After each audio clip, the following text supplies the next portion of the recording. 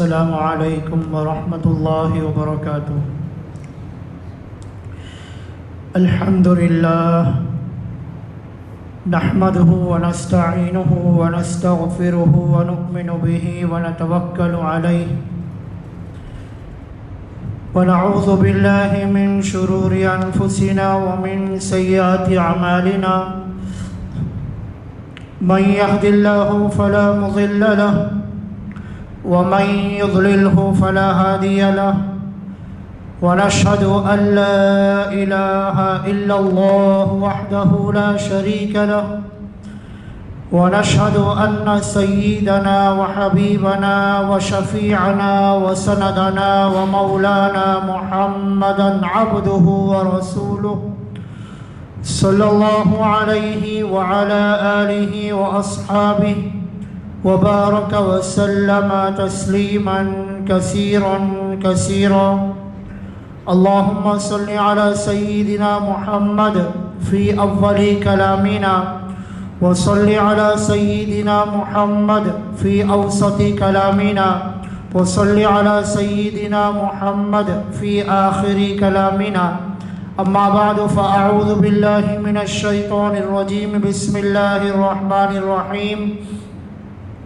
لقد من الله على المؤمنين إذ بعث فيهم رسولا من أنفسهم يتلو عليهم آياته ويزكيهم ويعلمهم الكتاب والحكمة وإن كانوا من قبل لفي ضلال مبين۔ وقال تعالى وما أرسلناك إلا رحمة للعالمين۔ قال النبي صلى الله عليه وسلم إنما بعثت لأتمم مكارم الأخلاق أو كما قال عليه الصلاة والسلام۔ برادران ملت، بزرگان محترم، عزیز نوجوانوں، پروردگار عالم کا بے شمار احسان ہے، ہم اور آپ آج یہاں پر سرکار دو عالم صلی اللہ تعالی علیہ وسلم کی حیات طیبہ اور آپ کی سیرت پاک کے عنوان سے باتیں سننے کے لیے جمع ہوئے ہیں۔ پروردگار عالم کا یہ کرم ہے کہ اس نے امتیوں کو یہ اجازت دی کہ وہ سرکار کا نام نامی اسم گرامی اپنی زبانوں سے لے سکیں اور آپ کا تذکرہ کر سکیں، اور آپ کا تذکرہ کرنے کو اللہ نے عبادت بنا دیا، ثواب کی چیز بنا دیا۔ ورنہ نبی کریم صلی اللہ علیہ وسلم کا جو مقام ہے اور آپ کا جو مرتبہ ہے، اور اللہ کے بعد پوری کائنات میں آپ کے سوا کسی اور کو مرتبہ حاصل نہیں ہے، تو آپ کی شان بلند، آپ کا رتبہ بلند، آپ کا مرتبہ بلند، اور آپ کی علو شان کی در اور ہماری اور آپ کی زبانیں کی در ہے کہ ہم اس لائق نہیں کہ ہم سرکار کی خدمت میں یا آپ کے تعلق سے کچھ بات کہہ سکیں یا کر سکیں۔ پروردگار عالم کا کرم ہے کہ اس نے ہمیں اپنی گنہگار زبانوں سے آپ کا اسم گرامی لینے کی اجازت عطا فرمائی ہے۔ حضرات گرامی، نبی کریم صلی اللہ علیہ وسلم ماہ ربیع الاول میں دنیا کے اندر رونق افروز ہوئے۔ آپ کی ولادت باسعادت اسی مہینے میں ہوئی۔ ربیع الاول کہتے ہیں پہلی بہار کو، گویا دنیا کے اندر جو جہالت، جو ظلمت، جو اندھیرا اور جو ظلم و بربریت چل رہی تھی، پروردگار عالم نے اس کو ختم کرنے کے لیے اور دنیا کے اندر امن و امان کا ماحول پیدا کرنے کے لیے اور حق کے علمبردار بنانے کے لیے اللہ تبارک و تعالیٰ نے آپ کو دنیا کے اندر مبعوث فرمایا۔ آپ کا ورود مسعود اسی ماہ مبارک میں ہوا۔ اسی لیے ہمارے شہر حیدرآباد اور سکندرآباد کے اندر ماشاءاللہ ربیع الاول کے مہینے میں سیرت طیبہ کے عنوان سے بیانات کیے جاتے ہیں اور وعظ و نصیحت کیے جاتے ہیں، اور یہ مقصد یہ ہوتا ہے امت کے سامنے سیرت طیبہ کے عنوان سے ساری باتیں آئیں اور امت کے سامنے نبی کریم علیہ السلام کی حیات مبارکہ کے درخشاں پہلو اجاگر ہو جائیں۔ حضرات گرامی، نبی کریم علیہ السلام حضرت ابراہیم خلیل اللہ علی نبینا وعلیہم السلام کی دعاؤں کا نتیجہ ہیں۔ جب حضرت ابراہیم علیہ السلام نے حضرت اسماعیل علیہ السلام کے ساتھ مل کر کعبۃ اللہ کی بنیادوں کو رکھا اور کعبۃ اللہ کی تعمیر سے آپ فارغ ہو گئے، آپ نے بنا دیا، اس وقت میں پروردگار عالم کے دربار میں ہاتھ اٹھا کر دونوں نے دعا فرمائی، ربنا تقبل منا، اے ہمارے پروردگار اس خدمت کو قبول فرمائیے، اس آپ کا گھر جو دنیا میں تعمیر کیا گیا اور اس تعمیر کرنے میں آپ نے ہماری خدمت لی ہے اور ہمیں یہ اس قابل بنایا کہ ہم کعبے کی بنیادوں کو کھڑا کریں۔ تو ابراہیم علیہ السلام اپنی زبان سے یہ فرما رہے ہیں، اے اللہ اس میں میرا کوئی کمال نہیں ہے بلکہ آپ نے توفیق عطا فرمائی، تب جا کر میں آپ کے گھر کی خدمت کے لائق بنا اور آپ کی توفیق ہے، اس لیے جو ہے میں یہ تعمیر کر سکا۔ گویا اپنے عاجزی اور ان کے ساری اللہ کے سامنے بیان کر رہے ہیں اور اللہ سے یہ دعا کر رہے ہیں، ربنا، اے ہمارے پروردگار، تقبل منا، ہم دونوں سے یعنی باپ بیٹے سے اس خدمت کو قبول فرمائیے۔ ہر مومن کا یہ شیوا ہونا چاہیے، جو عبادت وہ کرے، عبادت کرنے کے بعد ہرگز دل میں گھمنڈ نہیں آنا چاہیے، چاہے ہم صدقہ و خیرات کریں، چاہے ہم نماز پڑھیں، چاہے ہم روزہ رکھیں، چاہے ہم غریبوں کی مدد کریں یا ہم حج کی سعادت سے برابر ہو جائیں، ہر عبادت کے بعد یہ سوچنا چاہیے اللہ نے توفیق عطا فرمائی، اللہ نے اس قابل بنایا، تب جا کر میں نے یہ خدمت انجام دی ہے۔ ابراہیم علیہ السلام کی اس دعا میں یہ ملتا ہے، تقبل منا، ہم سے قبول فرمائیے، انک انت السمیع العلیم، بے شک آپ بڑے سننے والے، بڑے جاننے والے ہیں۔ ربنا وجعلنا مسلمین لک، اے ہمارے پروردگار ہم دونوں کو اپنا فرما بردار بنائیے۔ اس دعا میں جہاں یہ معلوم ہوتا ہے کہ کعبے کے سامنے دعا کرنا، کعبے کے پاس جا کر دعا کرنا دعا کی قبولیت کا ذریعہ بنتا ہے، وہیں پر یہ بھی پتہ چلتا ہے ابراہیم علیہ السلام اکیلے اپنے لیے نہیں مانگ رہے ہیں بلکہ اپنے ساتھ اپنی اولاد کے لیے بھی مانگ رہے ہیں، ربنا وجعلنا مسلمین لک، اے اللہ مجھے بھی اور میرے بیٹے اسماعیل کو بھی جو ہے آپ اپنا فرما بردار بنائیے۔ اس سے پتہ چلتا ہے باپ جب اپنی اولاد کے لیے دعا کرتا ہے، یہ دعا کرنا نبیوں کی سنت میں داخل ہے۔ ماں باپ کو چاہیے کہ وہ جہاں مال میں برکت کی دعا کرتے ہیں، وہ جہاں پر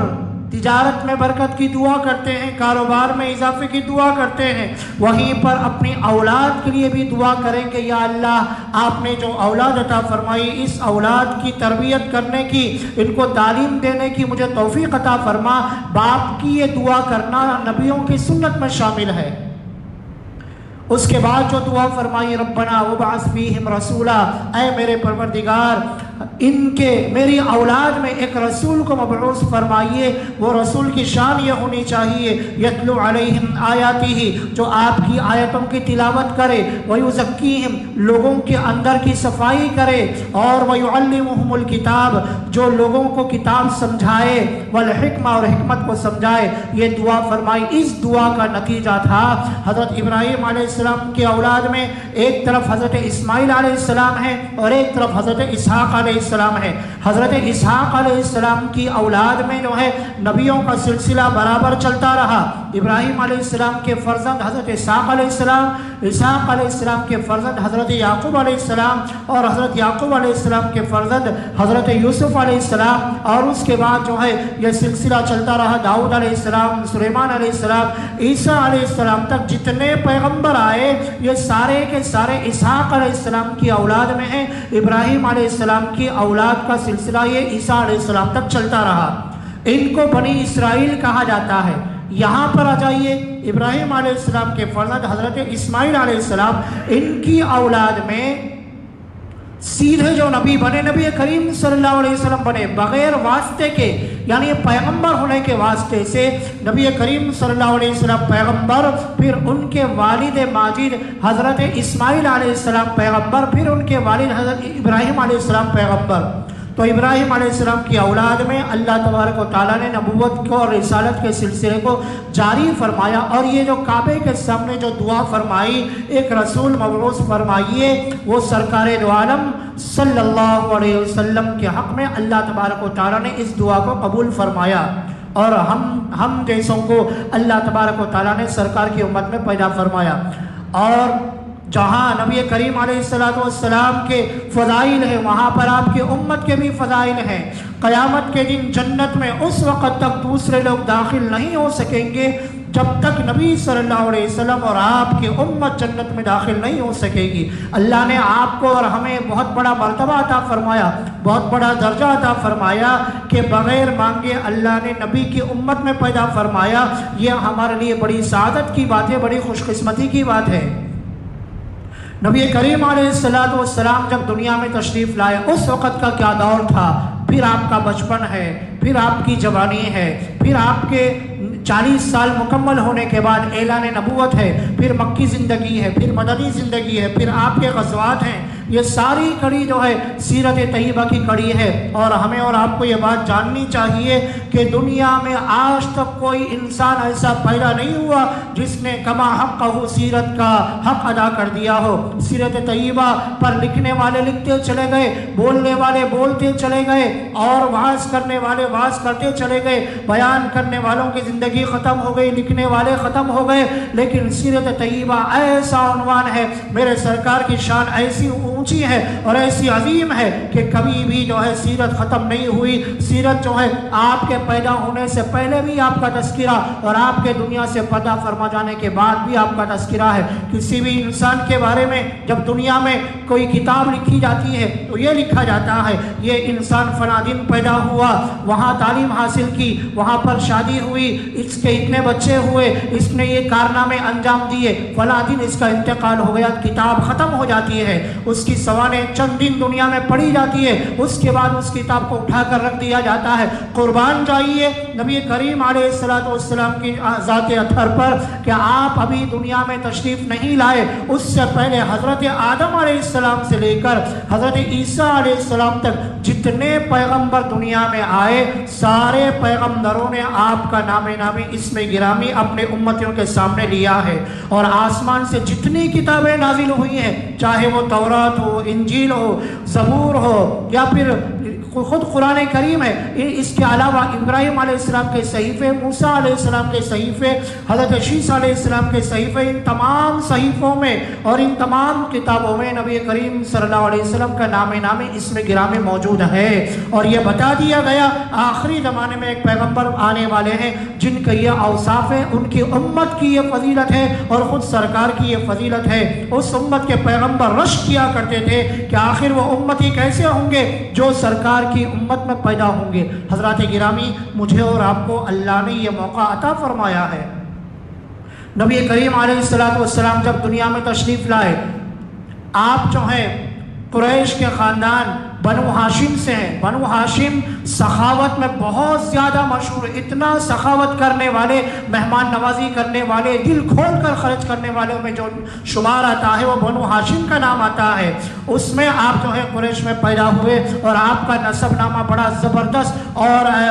अजीम शान आपका नसबनामा है। सीधे आपका नसबनामा भी जो है अल्हम्दुलिल्लाह आज तक महफूज है कि फ़लाँ फ़लाँ के बेटे, फ़लाँ फ़लाँ के बेटे, इस तरह पूरा सिलसिला आदम अलैहिस्सलाम तक जाकर मिलता है। तो अल्लाह ने आपके नसब को भी महफूज फरमाया। आपके दादा हज़रत अब्दुल मुत्तलिब कुरैश के बड़े सरदार माने जाते थे और आपको जो है अल्लाह तबारक व तआला ने उस वक़्त में रौब दबदबा अता फरमाया था। और आपके फर्जंद हज़रत अब्दुल्ला से नबी और हज़रत आमीना का निकाह हुआ और हज़रत अब्दुल्ला और हज़रत आमीना रज़ी अल्लाह अन्हुमा से सरकार दो आलम सल्लल्लाहु अलैहि वसल्लम की पैदाइश होती है। नबी करीम अलैहिस्सलाम के पैदा होने से پہلے ہی اللہ تبارک و تعالیٰ نے والد کا سایہ اٹھا لیا تاکہ دنیا والوں کو یہ بولنے کا موقع نہ ملے کہ آپ جو آگے چل کر قرآن پڑھنے والے ہیں، جو آپ لوگوں کو اچھی باتیں بتانے والے ہیں، یہ تو باپ سے سن کر سیکھ لیے ہیں اور باپ سے سن کر لوگوں کے سامنے بیان کر دیے، یہ بولنے کا موقع ہی نہ ملے، اس لیے اللہ نے پہلے ہی آپ کے والد ماجد کا سایہ اٹھا لیا۔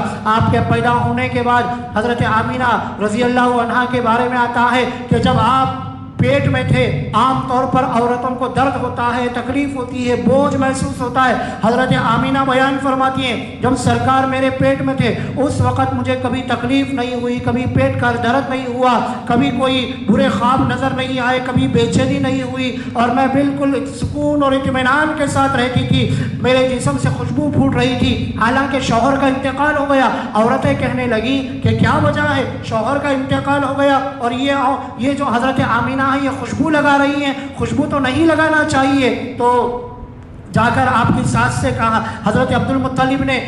اپنی بیوی سے کہا کہ تم جا کر پوچھو۔ انہوں نے جا کر پوچھا تو انہوں نے عرض کیا میں نے خوشبو کا چہرہ تک نہیں دیکھا، میں خوشبو لگاتی ہی نہیں، جب سے یہ بچہ میرے پیٹ میں آیا ہے میرے جسم سے ایسی زبردست خوشبو مہک رہی ہے، میں خود حیران ہوں۔ یعنی سرکار کے آنے سے پہلے اللہ تبارک و تعالیٰ نے دنیا کے اندر معجزات کا ظہور فرما دیا، ایک عظیم الشان ذات پیدا ہونے والی ہے جو دنیا کا رنگ بدل دے گی، دنیا کا نقشہ بدلنے والا ہے، ظلمتوں اندھیروں کا دور ختم ہونے والا ہے۔ سرکار عالم صلی اللہ تعالی علیہ وسلم جیسے پیدا ہوئے عام بچوں سے بالکل الگ آپ پیدا ہوئے، ختنہ شدہ آپ پیدا ہوئے، اور آپ نے جیسے ہی ماں کے پیٹ سے آپ باہر آئے تو آتے ہی پہلے آپ سجدے میں گر گئے اور آسمان کی طرف ایک انگلی اٹھا کر اشہد ان لا الہ کی طرح انگلی سے اشارہ فرمایا۔ یہ اشارہ تھا کہ دنیا کے اندر توحید کا ڈنکا بجانے والا آ چکا ہے، اور سارے بت گدے اور خدا کے سوا جتنی چیزوں کی جو ہے عبادت کی جاتی ہے ان کو ختم کرنے والی یہ ذات گرامی جو ہے دنیا میں تشریف لا چکی ہے۔ اور جس رات آپ پیدا ہوئے اس رات کے بارے میں کتابوں میں لکھا گیا ہے ستارے اتنے نیچے آ گئے تھے کہ گویا زمین کو چھونے والے تھے، آپ کا استقبال گویا انسانیت ہی نہیں کر رہی تھی، پوری کائنات آپ کے استقبال میں تھی۔ حضرات گرامی، ایسی عظیم الشان شخصیت سرکار دو عالم صلی اللہ علیہ وسلم جب پیدا ہو گئے، پیدا ہونے کے بعد آپ کا نام اسم گرامی دادا نے محمد رکھا اور والدہ نے احمد رکھا۔ آپ کا نام محمد بھی ہے اور آپ کا نام احمد بھی ہے صلی اللہ علیہ وسلم، اور دونوں کا مطلب ہے تعریف کیا ہوا۔ تعریف کیا ہوا نام کے اندر ہی تعریف ہے، چاہے اگر کوئی گستاخی کرنے والا گستاخی کرنے کی کوشش بھی کرے تو زبان سے محمد ہی کہے گا، گستاخی بعد میں کرے گا، پہلے تعریف کرے گا، کہ نام کے اندر ہی اللہ تبارک و تعالیٰ نے تعریف کا جو صیغہ ہے وہ رکھ دیا، پہلے سے رکھ دیا کہ محمد کا مطلب یہ تعریف کیا ہوا، حمد کیا ہوا۔ نبی کریم علیہ السلام کے پیدا ہونے کے بعد زمانے کے اندر اس دور میں جو ہے یہ رواج تھا کہ گاؤں کی آب و ہوا کے لیے اور تازی آب و ہوا کے لیے جو ہے دور دراز علاقوں میں جو کھلی فضا ہوتی تھی وہاں پر بچوں کو بھیج دیا جاتا۔ حضرت حلیمہ سعدیہ رضی اللہ تعالیٰ عنہ خود بیان کرتی ہیں کہ میں آئی اور جب میں آنے میں میری اونٹنی بہت لاغر کمزور تھی، آتے آتے مجھے دیر ہو گئی، میری جو سہیلیاں آئیں وہ گھروں میں گئی، امیر لوگوں کے بچوں کو لے لیا اور لے کر بڑی بڑی رقم ان کو مل گئی اور وہ خوشی خوشی جانے لگی۔ میں جب دیر سے پہنچی تو پتہ چلا پورے گھروں میں جتنے بچے تھے سب کو لے لیا گیا، صرف ایک بچہ بچا ہوا ہے جو دراصل یتیم ہے، جس کے والد دنیا سے چلے گئے ہیں، اور سرکار دو عالم صلی اللہ علیہ وسلم کا ایک ہی گھرانہ بچا ہوا ہے حضرت عبد المطلب کا۔ حضرت حلیمہ کہتی ہیں شوہر سے خالی جانے سے بہتر ہے اس یتیم بچے کو لے لیا جائے، جب کہتی ہیں کہ مجھے بچے کو دکھایا جائے۔ جب آپ یہ بیان کرتی ہیں میں نے چہرے انور کی زیارت کی، میرے دل میں آپ کے لیے محبت نے جوش مارا اور میں نے آپ کو لے لیا، اور جیسے ہی میں نے آپ کو لے لیا میرے اندر ایک ٹھنڈک محسوس ہوئی، مجھے خوشی محسوس ہوئی۔ جب میں لے کر آئی اور لے کر شوہر کے ساتھ میں چلنے لگی تو میرے جسم میں پھرتی آ گئی، حالانکہ میں کمزور لاغر تھی بالکل ناتواں، مجھے چلنے میں بھی دشواری ہوتی تھی۔ جیسے ہی سرکار کو میں نے گود میں لیا میرے اندر ایک قسم کی ہمت آئی، پھرتی آئی، اور میں نے دیکھا کہ اللہ تبارک و تعالیٰ نے میرے اندر دودھ کو جاری فرما دیا۔ میرا پہلے سے ایک بچہ تھا، اس نے بھی دودھ پیا اور نبی کریم علیہ السلام نے بھی دودھ پیا۔ رات گزر گئی، صبح ہونے کے بعد ہم نے سفر کا ارادہ کیا کہ ہم چلیں گے اور جو ہے اپنے علاقے کی طرف جائیں گے۔ اونٹنے کے پاس گئے، اونٹنے کو اٹھایا گیا اور اونٹنے پر بیٹھنے کی دیر تھی کہ اونٹنی تیز رفتار دوڑنے لگی۔ کتابوں میں یہ واقعہ بھی آتا ہے کہ نبی کریم علیہ السلام کو ان کے شوہر نے حضرت حلیمہ کو دے دیا کہ آپ بچے کو لے کر گود میں لے کر بیٹھ جائیں، لیکن جیسے ہی آپ کو پیچھے دیا گیا اونٹنی چلنے کا نام نہیں لے رہی ہے۔ یہ بھی کتابوں میں واقعہ، اور بالکل سچی کتابوں میں، مستند کتابوں میں یہ واقعہ لکھا گیا ہے۔ اونٹنی کو چلانے کی بہت کوشش کی گئی لیکن اونٹنی چلنے کو تیار نہیں۔ پھر اللہ نے دل میں ڈالا، حضرت حلیمہ نے کہا بچے کو آگے لے لو۔ جیسے ہی ان کے یعنی دودھ شریک جو باپ جن کو کہا جاتا ہے، آپ کے رضائی باپ جو ہیں، انہوں نے جب آپ کو لیا اور جیسے ہی آپ کو سامنے لیا گیا اونٹنی چلنے کے لیے تیار ہو گئی۔ گویا دنیا والوں کو یہ بتایا گیا کہ جب تم سرکار دو عالم صلی اللہ علیہ وسلم کے طریقے کو اپناؤ گے اور آپ کے طریقوں پر چلو گے تو تمہاری بھی گاڑی چلے گی، تمہیں بھی اللہ تعالیٰ کامیابی دیں گے، جنت کا راستہ آسان ہوگا۔ جہاں سرکار کو پیچھے ڈالو گے، دنیا کی محبت کو آگے رکھو گے تو پھر تمہیں ناکامی کا منہ دیکھنا پڑے گا۔ گویا یہ اسی وقت سے دنیا والوں کو بتا دیا گیا۔ وہی اونٹنی جو آنے کے وقت میں بالکل کمزور تھی، چلنے کے قابل نہیں تھی، اتنی تیز دوڑنے لگی، سہیلیاں پکارنے لگی کیا تم نے اونٹنی کو بدل دیا؟ حضرت حلیمہ نے زبان حال سے یہ کہا کہ دراصل سواری وہی ہے، سوار بدل گیا۔ پہلے سوار کوئی اور تھا، اب سوار جو ہے کوئی اور ہے۔ جب سے میں نے اس یتیم کو لیا، در یتیم کو لیا ہے، میں برکتیں دیکھ رہی ہوں، میں رحمتیں دیکھ رہی ہوں۔ گھر میں گئے، گھر کو جانے جب قافلہ جب گیا تھا اس وقت میں حالت یہ تھی، پورے گھر میں اناج نہیں تھا، بکریوں کے تھنوں میں دودھ نہیں تھا۔ جیسے ہی نبی کریم علیہ السلام کو لے کر گھر میں داخل ہوئے، گھر میں ایک روشنی پھیل گئی، بکریوں کے تھنوں میں دودھ آ گیا، اور حضرت حلیمہ رضی اللہ عنہ پریشان ہیں کہ یہ کیا برکتیں اور کیا رحمتیں۔ ان کی سمجھ میں آ گیا کہ دراصل ان کی طفیل میں یہ سب چیزیں مجھے مل رہی ہیں۔ گویا اللہ تبارک و تعالیٰ نے یہ بتا دیا کہ نبی کریم علیہ السلام سے جن کی نسبت جڑ جاتی ہے اللہ تعالیٰ ان کو رحمتیں اور برکتیں ضرور عطا فرماتے ہیں۔ حضرات گرامی، نبی کریم علیہ السلام کا بچپنا، پھر اس وقت میں بھی بہت سے واقعات پیش آئے۔ آپ کی جو بہن ہے حضرت شیمہ، ان کے واقعات ہیں، ان واقعات میں جائیں گے تو بہت لمبا وقت جائے گا۔ مجھے عرض کرنا یہ ہے کہ جب مدت پوری ہوئی 2.5 سال کے بعد جو ہے آپ کو واپس لا کر حضرت آمینہ کے حوالے کر دیا، اور پھر حضرت آمینہ کے ساتھ آپ رہنے لگے۔ جب 6 سال کی عمر ہوئی، حضرت آمینہ آپ کی والدہ کو اللہ نے اٹھا لیا۔ اس کے بعد دادا کی پرورش میں گئے، 8 سال کے ہوئے، دادا کا سایہ بھی اللہ نے اٹھا لیا۔ اس کے بعد آپ اپنے چچا حضرت ابو طالب کی نگرانی میں اور پرورش میں رہنے لگے۔ عام بچے جو ہے کھانے کے لیے ستاتے ہیں، پریشان کرتے ہیں، نبی کریم علیہ السلام کی عادت شریفہ یہ تھی، آپ کو دستر بچھانے کے بعد جیسے ہی بلایا جاتا اب فوراً آ جاتے، ادب سے بیٹھ کر کھانا تناول فرماتے۔ آپ کی عادتوں کو دیکھ کر لوگ حیران رہ جاتے کہ ان کو یہ عادتیں کون سکھا رہا ہے، یہ سلیقہ، یہ ادب، اور بڑوں کے ساتھ احترام سے پیش آنا، چھوٹوں کے ساتھ اچھا رہنا، بچوں کے ساتھ لڑائی جھگڑا نہیں کرنا، بالکل الگ تھلگ ماحول میں آپ کو دیکھ کر لوگ حیران رہ جاتے، یہ کوئی معمولی بچہ نظر نہیں آتا، یہ بڑا ہو کر کچھ نہ کچھ کارنامہ انجام دینے والی شخصیت ہے۔ لوگوں کو اسی وقت میں پتہ چل گیا تھا۔ نبی کریم علیہ السلام کی زندگی مکے والوں کے سامنے نبوت کا اعلان کرنے سے پہلے 40 سال کی زندگی مکمل گزری ہے، اور ان 40 سالوں میں بھی حالانکہ نبوت کے اعلان کے بعد تو پوری زندگی آپ کی جو ہے قابل عمل ہے ہی، 40 سال کی زندگی سے نبوت سے پہلے جو 40 سالہ زندگی ہے اس میں بھی ہمارے لیے بہت بڑے اسباق ملتے ہیں۔ ان میں یہ ملتا ہے نبی کریم صلی اللہ علیہ وسلم نے کبھی جھوٹ نہیں بولا، آپ نے کبھی وعدے کے خلاف نہیں فرمایا، آپ نے کسی کو گالی نہیں دی، آپ نے کسی کو تھپڑ نہیں مارا، آپ نے کسی کو برا بول نہیں بولا، آپ نے کسی کے ساتھ جو ہے گستاخی کا معاملہ نہیں کیا، اور آپ نے ہمیشہ ادب و احترام کا معاملہ، سلیقے کا معاملہ فرمایا۔ یہ گویا امت کو یہ بتایا بتایا گیا ہے نبی کریم علیہ السلام کا جو نام ہے مصطفیٰ، مصطفیٰ کا معنی چنا ہوا، اللہ نے آپ کو چن لیا اور گویا اللہ ہی کی نگرانی میں آپ جو ہے بچپن سے چل رہے ہیں اور اللہ تعالیٰ خود آپ کی تربیت فرما رہے ہیں۔ اور نبوت سے پہلے نبی کریم علیہ السلام جب 25 سال کے ہوئے، حضرت خدیجہ رضی اللہ تعالیٰ عنہ کا کی طرف سے جو ہے مال کے بیچنے کا آفر آیا، آپ ان کے مال کو لے کر گئے اور دگنا تگنا نفع ہوا۔ حضرت خدیجہ رضی اللہ تعالیٰ عنہ کو پتہ چلا، ان کے غلام جو میسرہ ساتھ میں تھے، غلام کہنے لگا کہ بالکل کاروبار میں، تجارت میں سچ بولتے ہیں اور آپ کے سچ بولنے کے بعد مال بک جاتا ہے، کوئی مال باقی نہیں رہتا۔ حضرت خدیجہ رضی اللہ تعالیٰ عنہ پر بہت اثر ہوا، انہوں نے کہا کہ ایسی شخصیت سے نکاح کرنا چاہیے۔ اس وقت میں حضرت خدیجہ رضی اللہ تعالیٰ عنہ لاکھوں کی ملکیت والی خاتون تھی، عرب کے دوسرے لوگ خواہش کرتے تھے ان کا نکاح مجھ سے ہونا چاہیے۔ آپ نے خود اپنا پیغام نبی کریم صلی اللہ علیہ وسلم کی خدمت میں بھیجا، میں آپ سے نکاح کرنا چاہتی ہوں۔ اس کے بعد آپ کی عمر 25 سال کی ہے اور حضرت خدیجہ رضی اللہ تعالیٰ عنہ کی عمر جو ہے اس وقت میں 40 سال کی ہے۔ ایسی عمر میں جو ہے آپ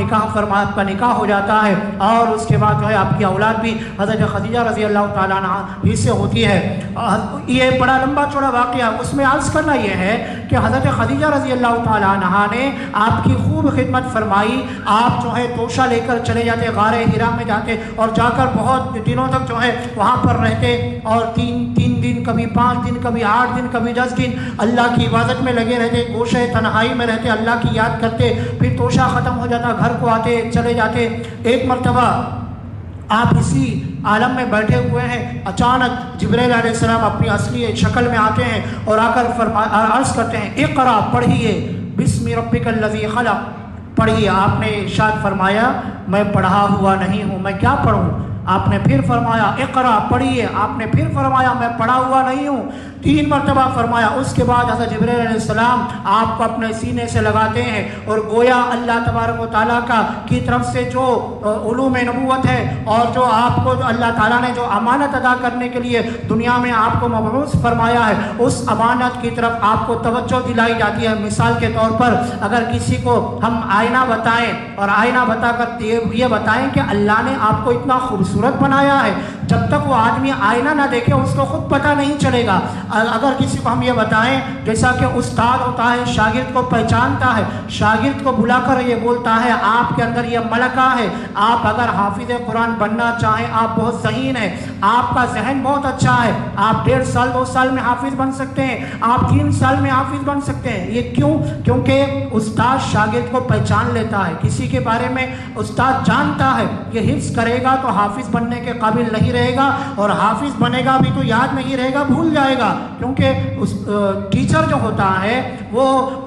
شاگرد کے اٹھنے بیٹھنے سے بات چیت سے اندازہ لگا لیتا ہے اس کے اندر کیا ملکہ ہے۔ اسی طرح اللہ تبارک و تعالیٰ نے جبرائیل علیہ السلام کو بھیجا کہ جاؤ ہمارے پیغمبر کو یہ بتاؤ کہ اللہ نے آپ کو بہت زیادہ ملکہ عطا فرمایا، اللہ نے آپ کے اندر وہ ایبلٹی دی ہے اور اللہ نے آپ کو اس قابل بنایا ہے۔ اس طرف توجہ دلانے کے لیے آپ کو جو ہے اس طرح سینے سے سینہ لگا کر بیچا گیا اور آپ جب فرشتے کو اس کی اصلی حالت میں دیکھے، انسان اور بشر ہونے کے ناطے آپ تھوڑا سا خوف آپ کو محسوس ہوا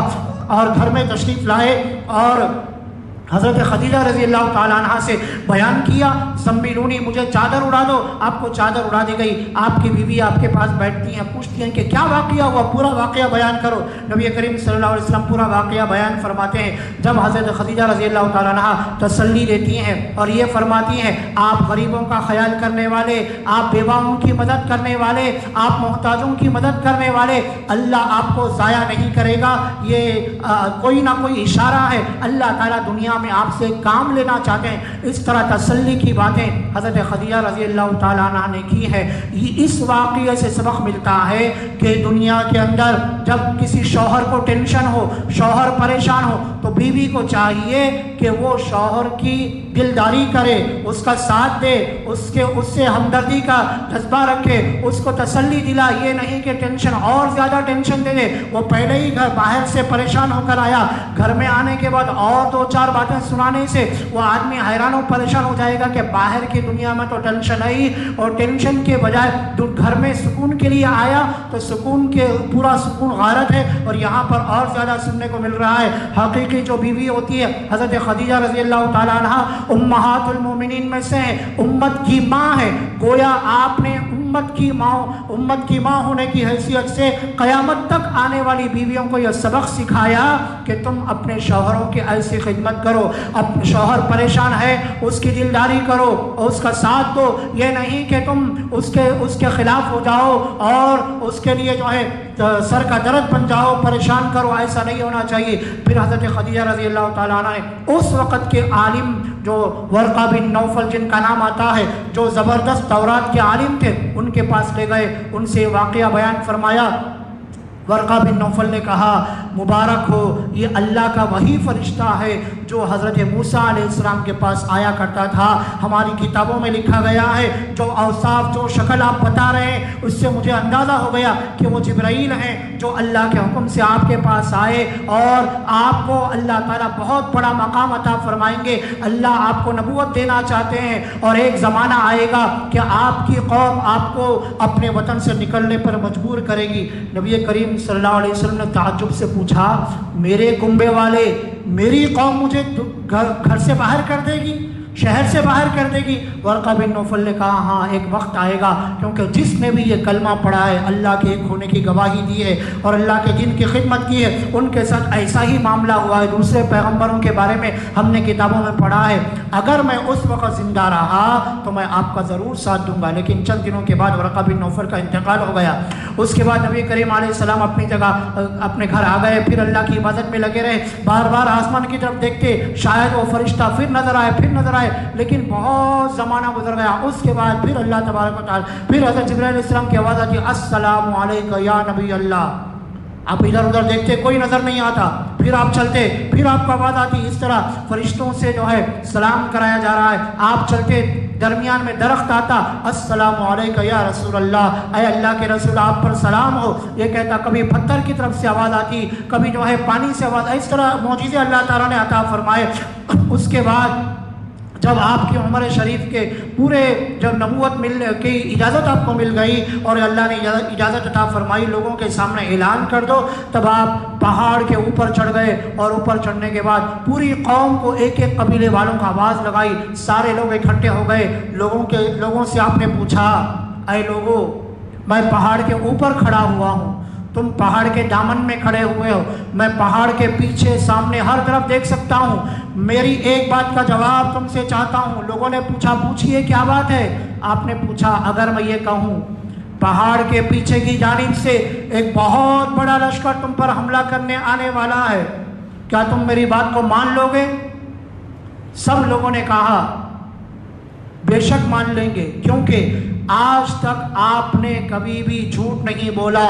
دغا بازی نہیں کی، دھوکہ نہیں دیا، امانت میں خیانت نہیں کیا، ظلم نہیں کیا، ہمیشہ آپ نے اچھے کام کیے ہیں، لہذا یہ بات بھی آپ کی جھوٹی نہیں ہو سکتی، ہم آپ کی بات کو مان لیں گے۔ جب لوگوں کی باتوں کو آپ نے دیکھا کہ سب میری طرف متوجہ ہیں اور سب میری بات مان رہے ہیں، اس وقت آپ نے ارشاد فرمایا، سن لو، اللہ نے مجھے نبی بنایا، پیغمبر بنایا، اور اللہ ایک ہے، میں اللہ کا نبی ہوں، میرے اوپر ایمان لے آؤ۔ اس بات کا بولنے کی دیر تھی کہ آپ کے خاندان میں ابو لہب جو آپ کا خاص چچا ہے، اس نے مذاق اڑانا شروع کیا، آپ کے علاوہ اللہ کو کوئی نہیں ملا جس کو پیغمبر بنائے، آپ یہ دعویٰ کیسے کر سکتے ہیں، ہم نہیں ماننے والے۔ اس طرح اور لوگ بھی شامل ہو گئے۔ اس کے بعد نبی کریم علیہ السلام نیچے اتر آئے، بعض ماننے والے بنے، بعض نافرمان بنے۔ اس واقعے میں مجھے عرض کرنا یہ ہے، پوائنٹ جو نوٹ کرنے کی وہ یہ ہے، نبی کریم صلی اللہ علیہ وسلم نے پہاڑ کے دامن پر کھڑے ہو کر یہ نہیں فرمایا، اے لوگوں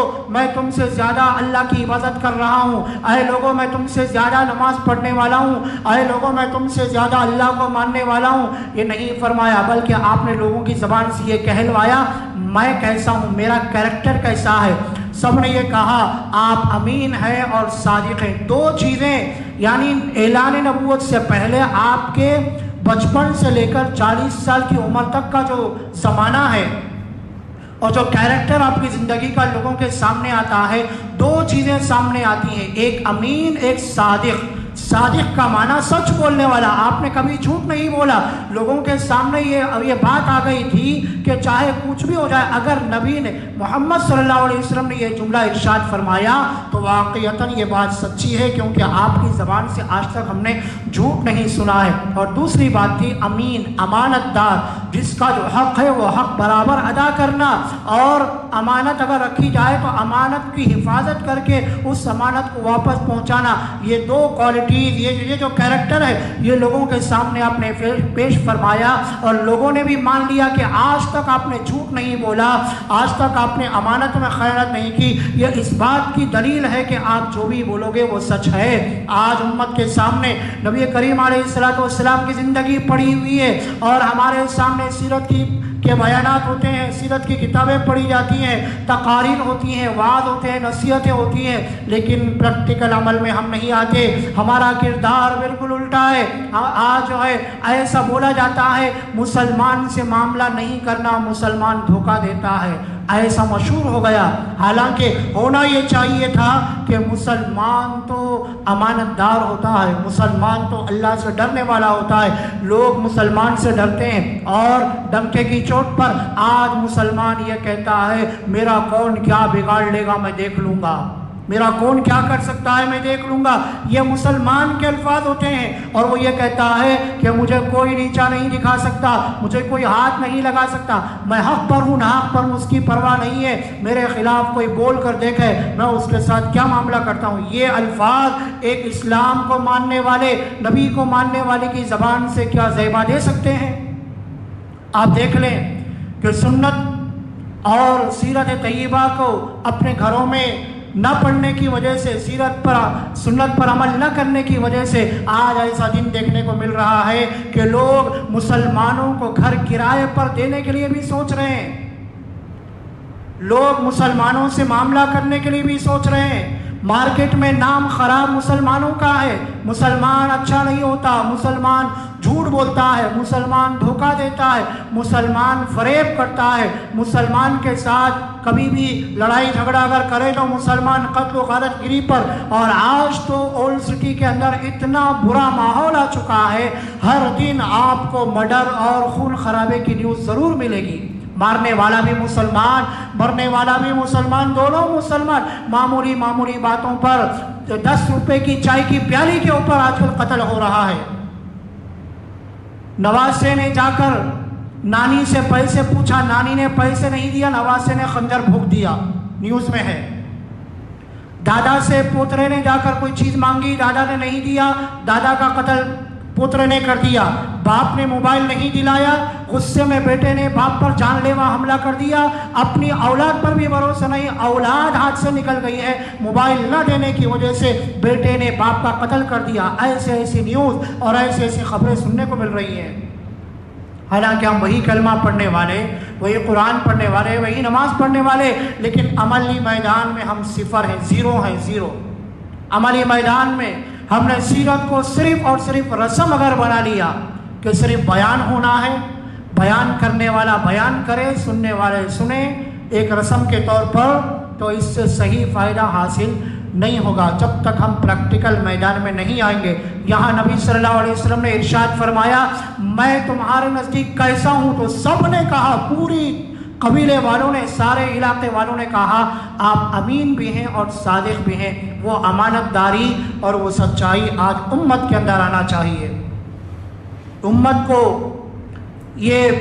अमल पेश करना, सबूत पेश करना चाहिए, हम सच्चे और पक्के आशिक़ रसूल हैं, और हम जो है कभी भी झूठ नहीं बोलते, और हम कभी किसी के साथ दगाबाजी धोखाधड़ी नहीं करते। मार्केट में भी हम रहते हैं, हम मुसलमान, जैसे हम मस्जिद में मुसलमान हैं, हम दुकान में भी मुसलमान हैं, तिजारत में भी हम मुसलमान हैं, कारोबार में भी हम मुसलमान हैं, पार्टनरशिप हम करेंगे तो पार्टनरशिप करने में भी हम मुसलमान हैं, ख़ानदान में शादी ब्याह में जाएंगे, खुशियाँ गम है, वहाँ भी हम मुसलमान हैं, वहाँ भी हम नबी के उम्मती हैं। ये उम्मत को जो है ये सबक आज दुनिया के सामने पेश करने की ज़रूरत है। हज़रात गिरामी,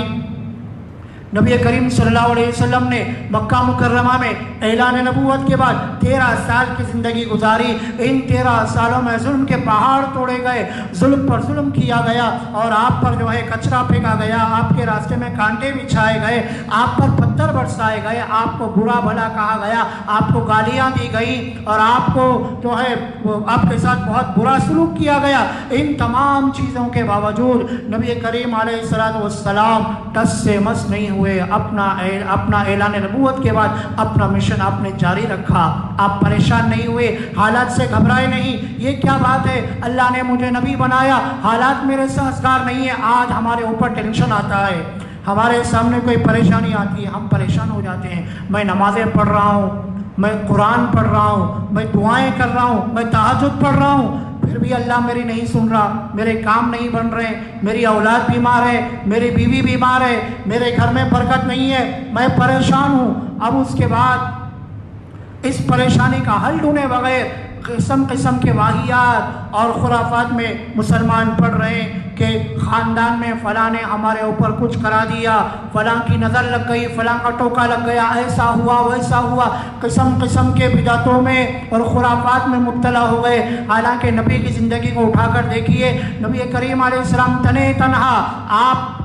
آپ کا سہارا خاندان والے بھی نہیں بنے، قبیلے والے نہیں بنے، آپ نے کوئی پرواہ نہیں کی۔ آپ نے فرمایا اللہ نے مجھے جس مشن کے لیے پیدا فرمایا میں اس مشن کو پورا کر کے رہوں گا۔ آپ جو ہے اپنے مشن کو آگے بڑھاتے رہے۔ حضرات صحابہ اکرام کی جماعت آپ کے ساتھ آتی گئی، ایک مسلمان ہوئے، 2 ہوئے، 3 ہوئے، 4 ہوئے، ہوتے ہوتے ہوتے ہوتے مسلمان کی جماعت تیار ہو گئی۔ حضرت عمر فاروق رضی اللہ تعالیٰ کا واقعہ کتنا پیارا واقعہ ہے۔ آپ نے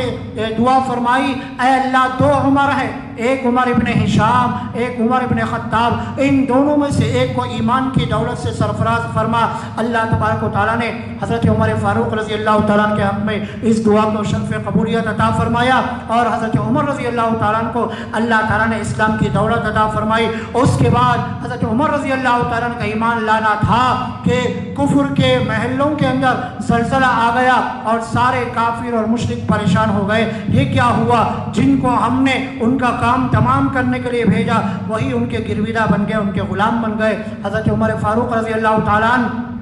کہ اسلام لانے کے بعد تھوڑا سا مسلمانوں کو تھوڑا سکون ملا، راحت کی اور چین کی سانس ملی۔ نبی کریم علیہ السلام کے ساتھ جو مکی زندگی ہے وہ ہمارے سامنے آنا چاہیے۔ مکی زندگی میں جو ہے ہمارے سامنے ابو طالب کی جو گھاٹی ہے وہ ہمارے سامنے آنا چاہیے کہ کس طرح وہاں پر جو ہے مشکلات کا سامنا کرنا پڑا، مسلمانوں کا بائیکاٹ کیا گیا، نبی کریم علیہ السلام کا بائیکاٹ کیا گیا، اور ایک وادی میں گھاٹی میں بند کر دیا گیا، چاروں طرف سے جو ہے بڑی بڑی دیواروں کو کھڑا کر دیا گیا، اور یہ کہا گیا جو نبی کا کلمہ پڑھتا ہے وہ اندر چلا جائے، سب کو اندر ڈال کر باہر سے بند کر دیا گیا۔ اس کے بعد یہ کہا گیا ایک اناج کا دانہ بھی باہر سے اندر نہ جانا چاہیے۔ اسی عالم میں 1 مہینہ، 2 مہینہ، 6 مہینہ، 1 سال نہیں، 2 سال نہیں، 3 سال کا عرصہ خود نبی اور نبی کے ماننے والے اس شعبے ابو طالب کی گھاٹی جس کو کہا جاتا ہے وہاں پر قید رہے، وہاں پر رہے، یہاں تک کہ نوبت یہاں تک آئی کہ کھانے کے لیے جو کچھ تھا وہ بھی ختم ہو گیا، تو درختوں کے پتے چبا کر انہوں نے زندگی گزاری اور اسلام سے نہیں ہٹے۔ انہوں نے یہ نہیں کہا اے نبی آپ پر کلمہ پڑھنے کی وجہ سے ہم پر پریشانیاں آ رہی ہیں، ہم پریشان ہیں، ہم آپ کو چھوڑ دیتے ہیں اور ہم جا کر جو ہے کافروں کے پاس، مشرکین کے پاس چلے جاتے ہیں، ہمیں کھانے کو تو ملے گا، ہمیں پینے کو تو ملے گا۔ ایسا کسی صحابی نے نہیں فرمایا۔ جو ایک مرتبہ آپ کے دامن میں آ گئے وہ ہمیشہ کے لیے آپ کے غلام ہو کر رہ گئے۔ نبی کریم علیہ السلام کی مبارک زندگی کے حالات کو یہ بھی بیان کرنا چاہیے کہ 13 سالہ مکی زندگی میں کبھی کسی کافر کا، مشرک کا جواب نہیں دیا گیا۔ وہ اگر ظلم کرتا ہے ظلم کا جواب نہیں دیا گیا بلکہ ظلم کو سہنے کا اشارہ دیا گیا۔ 13 سال کے بعد مدینہ منورہ کی طرف جب ہجرت کا حکم ہوا، مدینہ منورہ جب صحابہ آئے، اس کے بعد حضرت ابوبکر صدیق رضی اللہ تعالیٰ عنہ کے ساتھ نبی کریم علیہ السلام تشریف لائے۔ اس وقت کے بعد جب مکے والے چڑھائی کر کے مدینہ کی طرف آ گئے، اس وقت میں جہاد کا حکم نازل ہوا اور تلوار لے کر نکلنے کا حکم نازل ہوا۔ تو جہاد کیا ہے، جہاد کا پس منظر کیا ہے، یہ ہمارے سامنے مکمل سورہ توبہ کے اندر مکمل طور پر آ گیا۔ جو حضرات، جو خواتین تفسیر کا لیکچر سنتے ہیں ان کو بخوبی معلوم ہے جہاد کا حکم ایک دم نہیں آیا، بلکہ بہت زیادہ ظلم و ستم کو برداشت کرنے کے بعد سیلف ڈیفنس کرنے کے لیے، اپنا بچاؤ کرنے کے لیے اللہ تبارک و تعالیٰ نے جہاد کے حکم کو نازل فرمایا تھا۔ تو مکی زندگی یہ گزری ہے، پھر مدنی زندگی میں غزوات کا سلسلہ شروع ہوتا ہے۔ جنگ احد ہے، سب سے پہلی جنگ جو اسلام میں ہوئی جنگ بدر ہے، پھر جنگ احد ہے، پھر اس کے بعد جنگ خندق ہے، جنگ حنین ہے، کتنی جنگیں ہوئی، اور جنگوں میں خود آپ زخمی ہوئے، آپ کے صحابہ شہید ہوئے، اور اسلام کے لیے کیسی کیسی قربانیاں دی گئی، تب جا کر جو ہے ہمارے اور آپ کے گھروں میں آج الحمدللہ اسلام زندہ ہے۔ ہم کلمہ پڑھنے والے، ہم قرآن کے پڑھنے والے، نبی کریم علیہ السلام کا نام نامی اس میں گرامی لینے والے حضرات گرامی، اس کے پیچھے بہت بڑی قربانیاں ہیں، اس کے پیچھے بہت بڑی صعوبتیں، مشکلات کو برداشت کر کے جو ہے قربانیاں دے کر یہ دین اور یہ مذہب کو، اس اسلام کو ہمارے گھروں کے اندر جو ہے پہنچایا گیا، اور آج ہم گھر بیٹھے مسلمان ہو گئے، اس لیے ہمیں اس کی قدر و قیمت نہیں ہے۔ ربیع الاول کا مہینہ آتا ہے، ہم مسلمان خوشی مناتے ہیں، بے شک خوشی منانا چاہیے، لیکن ربیع الاول کے مہینے میں نبی کریم علیہ السلام کی ان مشکلات کو بھی یاد کرنا چاہیے، ان تکلیفوں کو بھی یاد کرنا چاہیے۔ آج مسلمان یہ چاہتے ہیں ہم جشن منائیں اور قوالیوں کی لے میں، ترنم کے اندر، اور جو ہے مٹھائیوں کے ٹوکروں کے اندر ہم ایسے مشغول ہو گئے، ہم ان چیزوں کی طرف ہماری توجہ جاتی ہی نہیں، یا ہم توجہ لے جانا چاہتے ہی نہیں۔ کوئی ہم سے سوال کرے ان کے سوال کو دبا دیا جاتا ہے، ہم صرف یہ کہتے ہیں کہ صرف جو ہے سیرت طیبہ کے نام پر جشن منا لیا جائے تو ختم ہو جائے گا، ایسا نہیں۔ حضرات گرامی، امت کے سامنے سرکار کی پوری زندگی کو پیش کرنا چاہیے۔ آپ نے کتنی مشکلات کا سامنا کیا۔ طائف میں جب آپ گئے تو آپ کے خلاف لڑکوں کو، محلے کے بدماش لڑکوں کو لگا دیا گیا، وہ آپ پر پتھر مارتے تھے، اتنے پتھر مارے گئے آپ کے پاؤں مبارک کو جوتے سے نکالنا مشکل ہو گیا، اتنا خون بھر گیا تھا۔ یہ امت کے سامنے کیوں نہیں آتا؟ آج امت کے سامنے صرف اچھی موٹی موٹی باتوں کو بیان کر دیا جاتا ہے، اور پھر یہ سوچ لیا جاتا ہے ہم نے سیرت کا حق ادا کر دیا۔ نہیں، نوجوانوں کو چاہیے کہ وہ سیرت کو مکمل پڑھیں، مکمل سنیں، اور سیرت کا جو سبق ہے اپنی زندگی میں اس کو اپنانے کی کوشش کریں، تب جا کر سیرت کا ہم کما حقہ جو ہے حق ادا کرنے والے بنیں گے، ورنہ تو صرف زبانی دماغ خرچ ہو جائے گا۔ حضرات گرامی، نبی کریم علیہ السلام کی زندگی کا ایک واقعہ جو آپ کی زندگی کی آخری رات ہے، اس واقعے کو پڑھ کر ایک برہمن خاندان مسلمان ہو جاتا ہے۔ آپ کو معلوم ہونا چاہیے کہ ایک ہندوستان کے مشہور برہمن ڈاکٹر تھا، اس نے کہا الرحیق المختوم، یہ سیرت کے اندر زبردست کتاب ہے، اس کا انگریزی میں، تیلگو میں بھی جو ہے ٹرانسلیشن ہوا ہے۔ تو وہ بیان کرتا ہے کہ میں سیرت پڑھتا رہا، ایک رات جب میں بستر پر لیٹا کتاب پڑھ رہا تھا تو میری نظر اس واقعے پر ہوئی کہ جس رات کی صبح میں نبی کریم علیہ السلام دنیا سے پردہ کرنے والے ہیں اور آخری رات ہے، اس وقت میں آپ کے گھر میں چراغ جلانے کے لیے بھی پیسے نہیں تھے، پڑوسی کے گھر سے مانگنا پڑا، ادھار مانگنا پڑا، اور اس سے چراغ جلایا گیا۔ اس واقعے کو پڑھنے کے بعد وہ برہمن ڈاکٹر یہ کہتا ہے اس واقعے نے میری آنکھیں کھول دی کہ دنیا میں جب کوئی لیڈر بنتا ہے، دنیا کے اندر جب کوئی ایک عہدے پر آتا ہے تو اس کی زندگی بدل جاتی ہے۔ پہلے وہ غریب ہوتا ہے تو وہ مالدار بن جاتا ہے، مالدار پر مالدار بنتا چلا جاتا ہے، لکھپتی کروڑ پتی بنتا جاتا ہے۔ یہاں مسلمانوں کے جو لیڈر ہیں، جو پیغمبر ہیں، وہ حالانکہ شہنشاہ کائنات ہیں، اور اللہ تبارک و تعالیٰ نے فرمایا اے پیغمبر اگر آپ اشارہ فرمائے مکے کے پہاڑوں کو سونے کا بنا دوں گا اور آپ کے پیچھے چلنے پر مجبور کر دوں گا۔ نبی کریم علیہ السلام نے ارشاد فرمایا نہیں باری تعالیٰ، مجھے سونا چاندی نہیں چاہیے، مجھے مال و دولت نہیں چاہیے، میں تو امت کا غم اپنے سینے میں لیا ہوا ہوں اور میں امت کے غم میں روتا رہتا ہوں۔ راتوں میں اٹھ کر آپ جو دعائیں مانگتے تھے ان دعاؤں میں یہ تھا یا ربی امتی یا ربی امتی، اے اللہ میری امت کا کیا ہوگا، میری امت کا کیا ہوگا۔ کبھی آپ نے اپنے لیے نہیں مانگا، اپنی اولاد کے لیے نہیں مانگا۔ اگر آپ چاہتے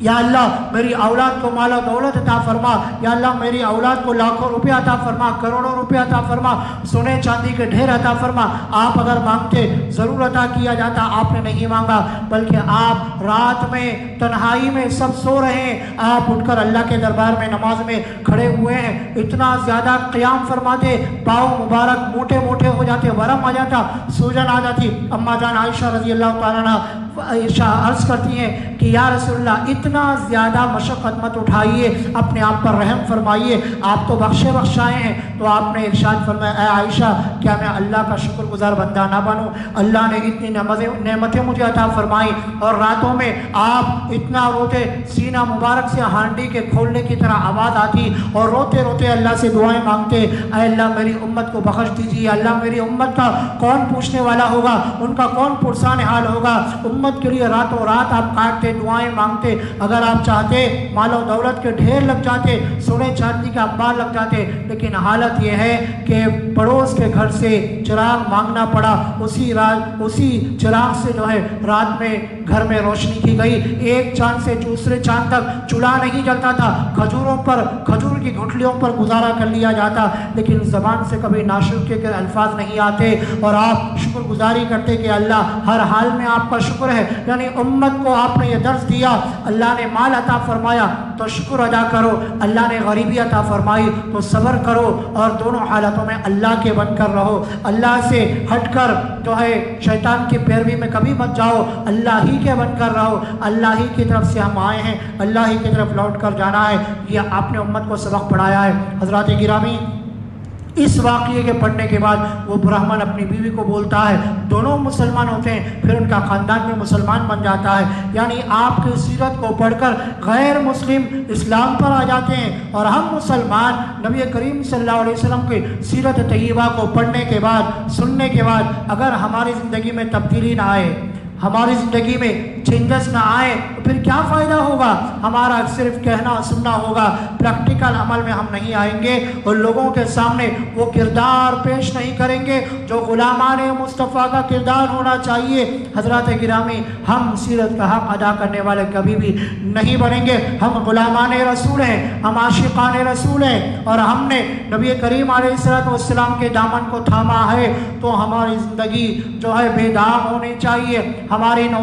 جوانی بے داغ ہونی چاہیے، ہماری زندگی صاف و شفاف ہونے چاہیے، ہمارے کاروبار میں ہیرا پھیری نہیں ہونی چاہیے، ہماری زندگی میں جو ہے دوسروں کا حق مارنا نہیں ہونا چاہیے، بہنوں کا حق وراثت میں مارنے والے وہی مسلمان جو سیرت طیبہ کے عنوان سے بیانات کو سنتے ہیں، لیکن بہنوں کو وراثت میں حق سے محروم کر دیتے ہیں، میراث سے محروم کر دیتے ہیں، اور پھر بیٹوں اور بیٹیوں میں فرق کر دیتے ہیں، اور کسی کو چاہنا کسی کو نہ چاہنا، بیٹوں کو چاہنا بیٹیوں کو دھتکار دینا، یہ مسلمانوں کے گھروں سے سننے کو مل رہا ہے۔ وہی مائیں جو بہت زیادہ محبت کرنے والی ہوتی ہیں، جب ساس بنتی ہیں تو ظالم بن جاتی ہیں، بہو پر ظلم چلاتی ہیں، بہو پر حکومت چلاتی ہیں، اور وہی بہو جب ساس بنتی ہے پھر اپنی آنے والی بہو پر ظلم کرتی ہے، حالانکہ ساس اور بہو سب سیرت کے پڑھنے والے، سیرت کے سننے والے ہیں۔ حضرات گرامی، اس سے نہیں ہوگا، بلکہ قرآن میں اللہ تعالیٰ نے فرمایا وَمَا أَرْسَلْنَاكَ إِلَّا رَحْمَةً لِلْعَالَمِينَ، اے پیغمبر ہم نے آپ کو سارے عالم کے لیے رحمت بنا کر بھیجا۔ رحمت کا مطلب یہ ہے ہماری زندگیوں میں رحمت آئے گی تب آئے گی جب ہم نبی کے طریقے پر آئیں گے اور نبی کے سنت پر آئیں گے، ورنہ رحمت صرف جو ہے ہم بولنے والے سننے والے بنیں گے، ہماری زندگیوں میں رحمت نہیں آئے گی جب تک ہم سرکار کے طریقوں پر نہیں آئیں گے۔ نبی کریم علیہ السلام کا امت کا یہ حق ہے آپ پر کہ آپ کی اطاعت کی جائے، آپ کی فرما برداری کی جائے، آپ سے محبت کی جائے، اور آپ پر درود و سلام پیش کیا جائے، یہ سب جو ہے امت کا آپ نبی کریم علیہ السلام پر حق بنتا ہے۔ اس لیے ہمیں چاہیے ایسے عظیم نبی جب اللہ نے ہمیں عطا فرمائے تو شکرانے میں ہم اللہ کا شکر ادا کریں کہ اللہ آپ کا شکر ہے، آپ نے ہمیں اس امت میں پیدا فرمایا اور ایسے عظیم نبی کی امت میں پیدا فرمایا۔ ہم ضرور نبی کی اطاعت کریں گے، نبی کی فرما برداری کریں گے، اور اس کا پہلا سبق ہم اپنے گھروں سے شروع کریں گے۔ ہمارے گھروں کے اندر ناچ گانے میوزک کو ہم بند کریں گے، نمازوں کی پابندی کریں گے، ہم خود بھی کریں گے، اپنی اولاد کو بھی نمازوں کی پابندی کرائیں گے، اور ہمارے گھروں میں دینداری کا ماحول ہم پیدا کریں گے۔ حضرات گرامی، نبی کریم علیہ السلام نے ارشاد فرمایا نکاح کو آسان کرو، اتنا آسان کرو زنا مشکل ہو جائے، یہ نبی کا فرمان ہے۔ آج امت اس پر کتنا عمل کر رہی ہے یہ ہمارے سامنے ہے۔ ہمارے سامنے واقعات ہیں جہاں پر منہ کھول کر جہیز مانگا جاتا ہے، 10 لاکھ 15 لاکھ کا جہیز مانگا جاتا ہے، گھوڑے جوڑے کی رقم مانگی جاتی ہے، فرنیچر مانگا جاتا ہے، اور پھر سونا چاندی مانگا جاتا ہے، روپے پیسے مانگے جاتے ہیں، اور اس کے بعد اس میں کچھ کمی کی گئی تو بہو پر ظلم کیا جاتا ہے اور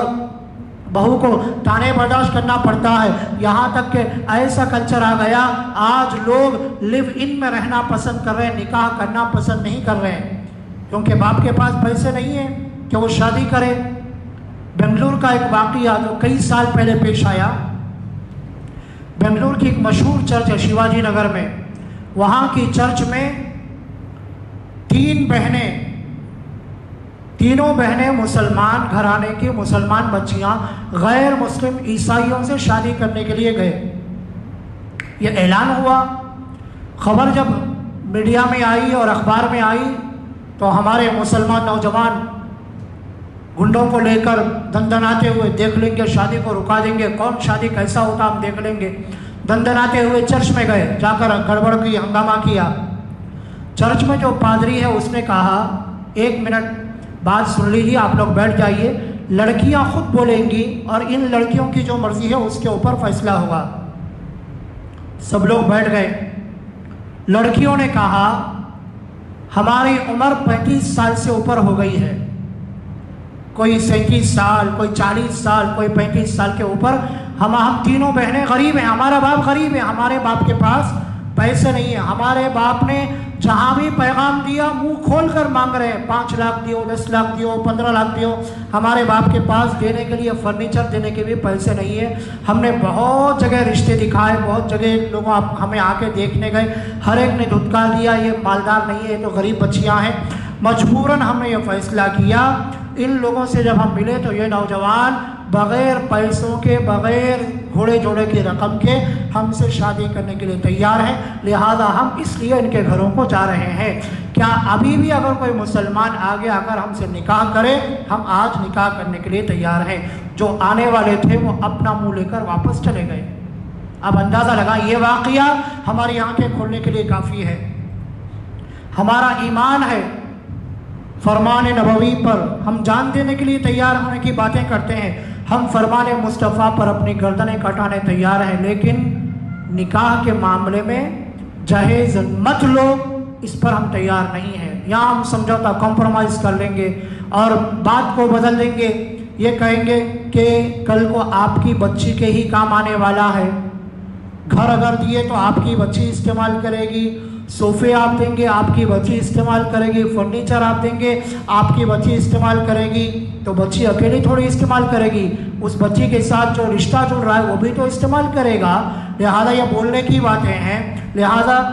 نکاح کو آسان کرو، اتنا آسان کرو زنا مشکل ہو جائے۔ اور آج معاملہ الٹا ہے، نکاح اتنا مشکل ہے، نکاح کا لفظ آتے ہی ذہن میں 15 لاکھ 20 لاکھ کا سوال آ جاتا ہے، اور زنا آسان ہو گیا، ہر گلی کوچے میں زنا عام ہو رہا ہے، ہر گھر میں جو ہے تقریباً مسلمانوں کے گھروں میں یہ بات عام ہو گئی ہے۔ تو مطلب یہ نکلا، کہنا سننا تو ہو رہا ہے، پریکٹیکل میدان میں 0 اور 0 کا نمبر آ رہا ہے۔ تو اگر ایسا چلے گا تو تبدیلی کہاں سے آئے گی اور چینجز کہاں سے آئیں گے؟ اس لیے ہمیں چاہیے ہماری شادی بیاہ کے اندر جو قسم قسم کے رسوم و رواج ہوتے ہیں ان کو ہم ختم کریں اور فضول خرچی سے ہم بچیں، اور ہم اپنی شادی اور بیاہ میں، نکاح میں اسلامی شریعت کے مطابق ہم شادی بیاہ کریں تاکہ اس کے اندر برکت رہے، خیر رہے۔ ہم بڑے مولانا کو بلاتے ہیں، مفتی صاحب کو بلاتے ہیں، آپ نکاح پڑھائیے، دعا کیجئے کہ جوڑے میں برکت ہو۔ حالانکہ مفتی صاحب دعا کرنے سے کیا ہوگا، پہلے سے وہاں پر سنتوں کا جنازہ نکالا جا چکا، آرکیسٹرا لگا ہوا ہے، میوزک اور بینڈ باجا چل رہا ہے، ایسے عالم میں مفتی صاحب کی دعا کیا کرے گی؟ اللہ بھی ناراض، اللہ کے رسول بھی ناراض۔ ایسی شادی میں کعبے کے امام کو بھی بلا کر دعا کرا لی جائے تو بھی دعا قبول نہیں ہوگی، کیونکہ جس نکاح سے اللہ ناراض اور اللہ کے رسول صلی اللہ علیہ وسلم ناراض ہیں، وہاں کسی اور کی دعا کیا کام کرے گی؟ اس لیے نکاح کے علاوہ دوسری تقریبات میں بھی آپ دیکھ لیں، وہاں پر غیروں کے رسم و رواج کو اپنایا جا رہا ہے، اور مسلمان نبی کا کلمہ پڑھنے والا، نبی کا نام لینے والا، لیکن نبی کے سنتوں کو اپنانے آج تیار نہیں ہے۔ ہمارے گھروں میں ماحول ایسا آ گیا ہے، ہمارے بچوں کی جو ہیئر کٹنگ ہے وہ دیکھ لیں، دل دادا اور عاشق ہیں کرکٹر پر، فلم سٹاروں پر، ٹک ٹاک کے جو لوگ ہیں ان کے اوپر ہمارے اولاد فدا ہے۔ اور نبی کریم علیہ السلام کے بارے میں پوچھا جائے، اگر کسی کو پوچھا جائے ہمارے پیغمبر کا نام کیا ہے، تو ہمارے پیغمبر کا نام صلی اللہ علیہ وسلم کہیں گے۔ کوئی کہے گا ہمارے پیغمبر کا نام حضور ہے، حالانکہ حضور اور صلی اللہ علیہ وسلم آپ کا نام نہیں ہے، آپ کا نام تو محمد ہے، آپ کا نام تو احمد ہے، صلی اللہ علیہ وسلم تو درود ہے۔ انگلش میں پیس بی اپون ہم کہیں گے، اور عربی میں صلی اللہ علیہ وسلم کہیں گے، یعنی درود کو اپنا نام سمجھ لیا گیا۔ آپ کا بہت سے مسلمانوں کو یہ پتہ ہی نہیں کہ نبی کسے کہتے ہیں، نبوت اور رسالت کا منصب کیا ہوتا ہے، صحابی کسے کہتے ہیں، صحابیہ کسے کہتے ہیں، کب رضی اللہ عنہ پڑھنا ہے، کب رضی اللہ عنہا پڑھنا ہے، کب رضی اللہ عنہما پڑھنا ہے، کب رضی اللہ عنہم پڑھنا ہے،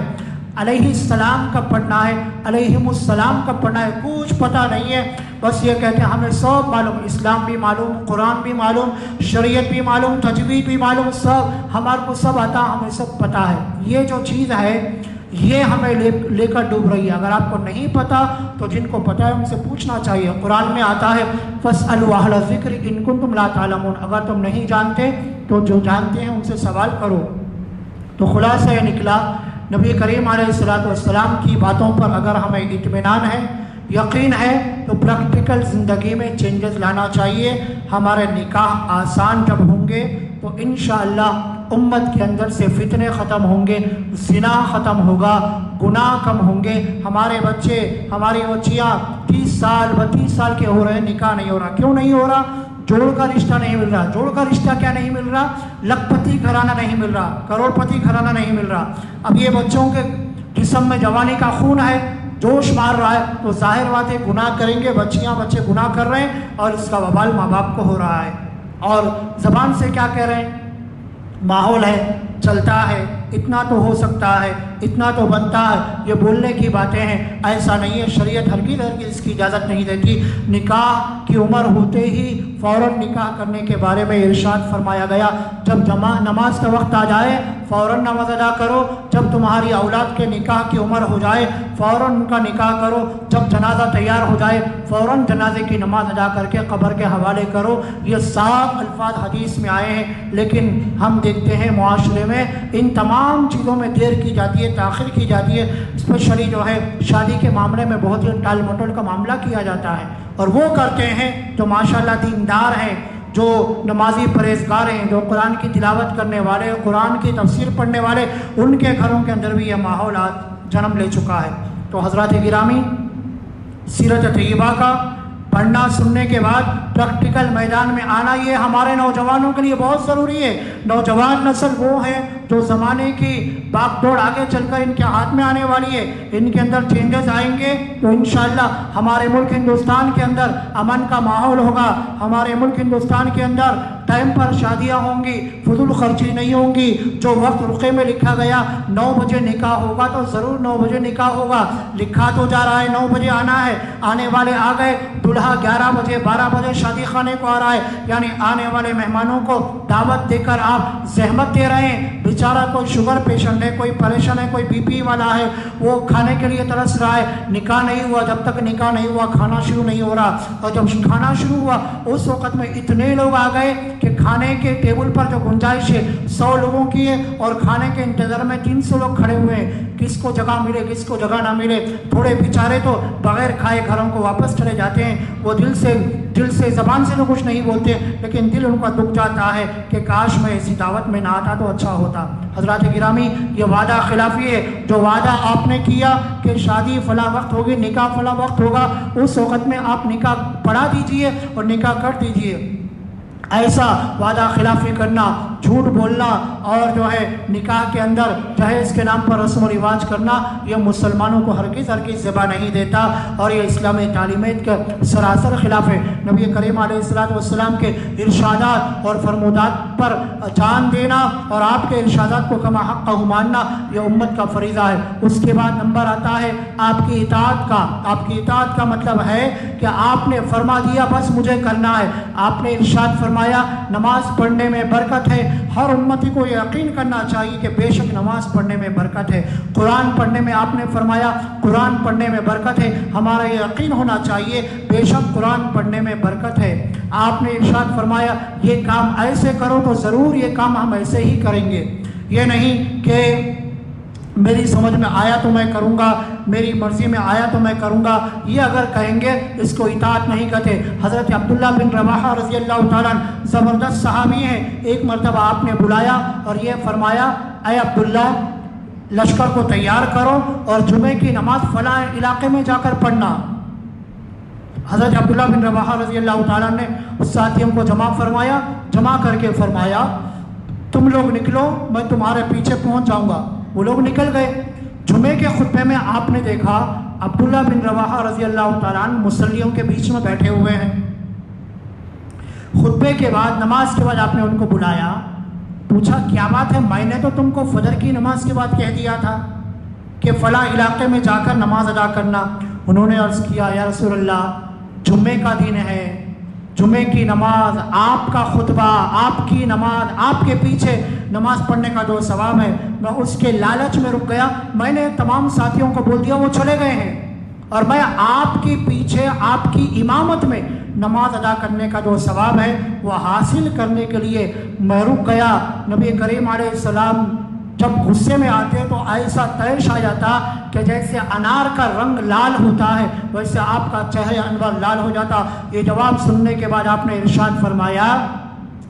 زمین کا جتنا سونا زمین کے اندر ہے وہ سارا کا سارا سونا نکال کر اللہ کے راستے میں تم خرچ کرو تو بھی تم ان لوگوں کے ثواب کو نہیں پہنچ سکتے جو میرا حکم ماننے کے بعد فجر کی نماز پڑھتے ہی چلے گئے۔ حالانکہ سوچنا چاہیے صحابی رسول ہیں اور کیا کہہ رہے ہیں، ثواب کے لالچ میں رک گیا۔ آپ نے ارشاد فرمایا جب میں نے کہہ دیا جمعہ وہاں پڑھنا ہے تو آپ کا کام تھا آپ نکل جاتے، یعنی آپ نے یہ بھی گوارا نہیں فرمایا کہ کوئی صحابی آپ کے ارشاد ملنے کے بعد جمعے کی نماز کے لالچ میں یہاں رہ جائے، میرا حکم آتے ہی تمہیں چاہیے کہ وہاں چلے جاتے۔ حضرات گرامی اس واقعے کو پڑھنے کے بعد سننے کے بعد ہماری زندگی کے حالات کا جائزہ لیں، ہم کتنے اعمال میں آگے پیچھے کرتے ہیں، ہم یہ کام ایسے کر لیں گے، یہ ویسے کر لیں گے، اس میں یہ ہیلا بہانہ کر لیں گے، اس کو اطاعت رسول نہیں کرتے، اس کو عشق رسول نہیں کہتے، ہم بھلے ہی جو ہے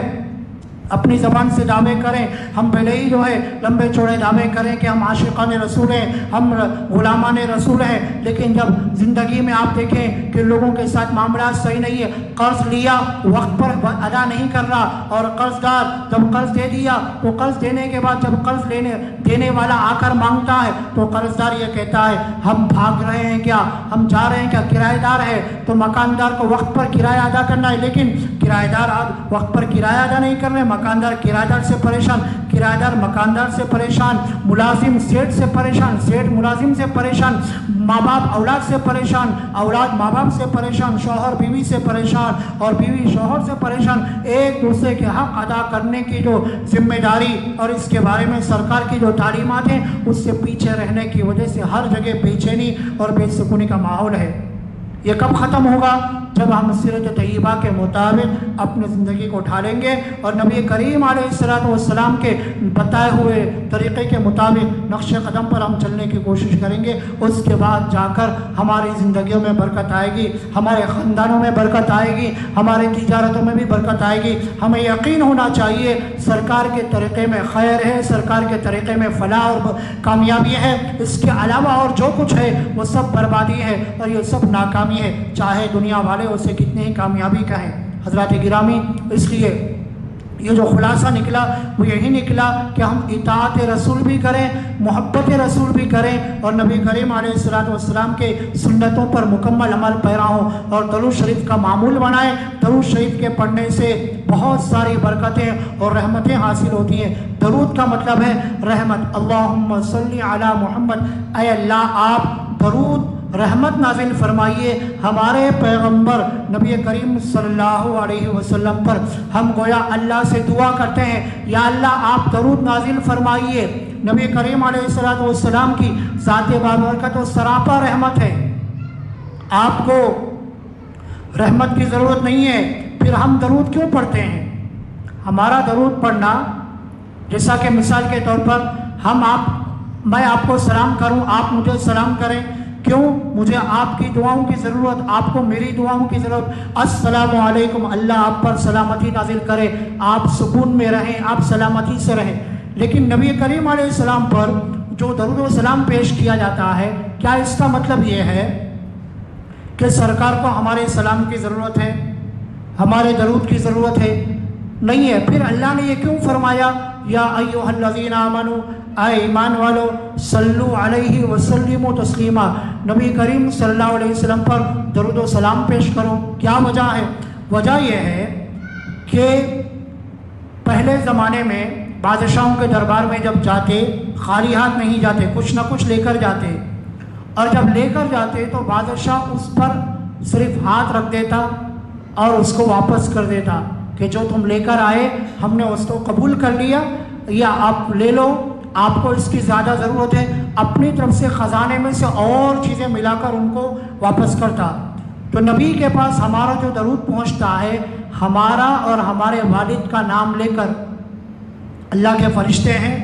جو دنیا میں کسی بھی کونے میں درود پڑھتا ہے، درود پڑھنے والا اور درود پڑھنے کے والد کا نام لے کر نبی کریم صلی اللہ علیہ وسلم کی بارگاہ میں حاضر ہوتے ہیں اور عرض کرتے ہیں کہ یا رسول اللہ، آپ کا فلاں امتی جو فلاں کا بیٹا ہے اس نے آپ پر درود و سلام بھیجا ہے۔ نبی کریم صلی اللہ علیہ وسلم ہمارے درود کا جواب دیتے ہیں۔ مطلب یہ نکلا جیسے بادشاہ اس ہدیے پر ہاتھ رکھتا اور وہ واپس کر دیتا، سرکار پر درود پڑھنے کا مطلب یہ ہے کہ سرکار اس کو قبول فرماتے ہیں، وہ جو رحمتیں برکتیں ہیں وہ واپس ہمیں مل جاتی ہیں، یعنی درود پڑھنے والا رحمتوں والا بن جاتا ہے اور رحمتیں اس کے اوپر نچھاور ہونا شروع ہو جاتی ہیں۔ اور دوسرا مطلب یہ بھی ہے،